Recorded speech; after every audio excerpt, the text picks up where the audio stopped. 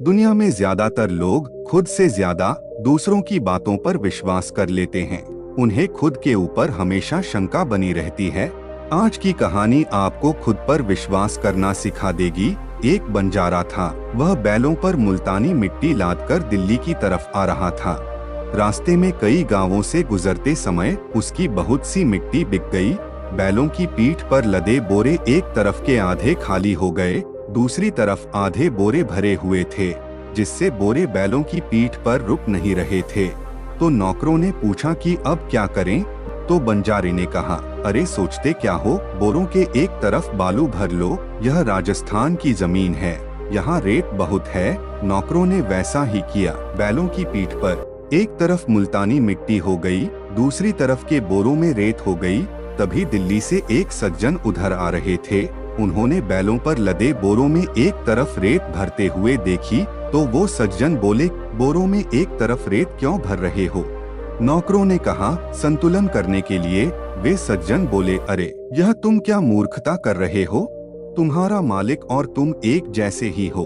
बैलों पर फालतू में ही भार ढोकर उनको मार रहे हो।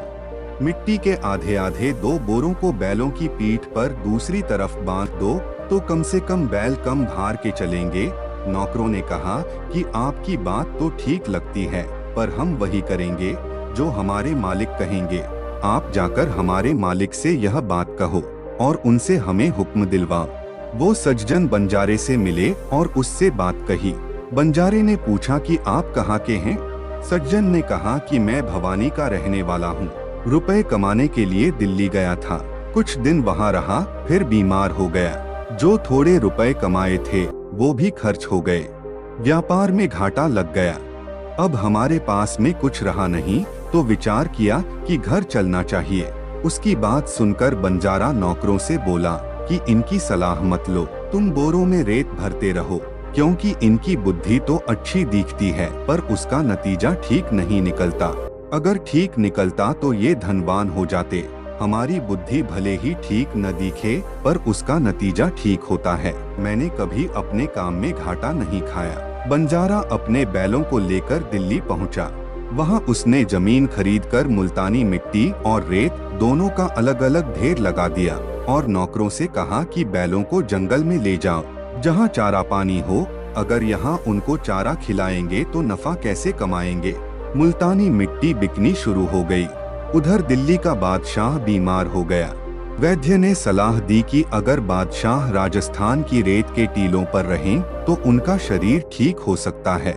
रेत में शरीर को निरोग करने की शक्ति होती है, इसलिए बादशाह को राजस्थान भेजो। तभी एक मंत्री ने कहा, राजस्थान क्यों भेजें, वहाँ की रेत यहीं मंगा लो। तो बादशाह ने कहा, ठीक बात है, रेत लाने के लिए ऊंट को भेजो। मंत्री ने फिर कहा कि ऊंट क्यों भेजें, यहीं बाजार में रेत मिल जाएगी। बादशाह ने हैरान होकर कहा, बाजार में रेत कैसे मिल जाएगी? तो मंत्री ने कहा, ये दिल्ली का बाजार है, यहाँ सब कुछ मिलता है। मैंने एक जगह रेत का ढेर लगा हुआ देखा है। अच्छा, तो फिर बाजार से जल्दी रेत मंगवा लो। बादशाह के आदमी बंजारे के पास गए और उससे पूछा कि रेत क्या भाव है। बंजारा बोला कि चाहे मुल्तानी मिट्टी खरीदो चाहे रेत खरीदो, एक ही भाव है। दोनों बैलों पर बराबर लादी गई थी। बादशाह के आदमियों ने सारी रेत खरीद ली। बंजारे ने नौकरों से कहा कि दिल्ली से आए उस सज्जन की बात मानता तो ये मुफ्त के रुपए कैसे मिलते। दोस्तों, भले ही बंजारे का कार्य मूर्खतापूर्ण लग रहा था, लेकिन उसे अपने ऊपर विश्वास था, क्योंकि जो सज्जन सलाह दे रहे थे वो खुद बर्बाद हो चुके थे। इसलिए दूसरों की बातों पर विश्वास करने से पहले उनसे पूछो कि आपने अभी तक क्या किया है और आखिर तक खुद पर विश्वास रखो।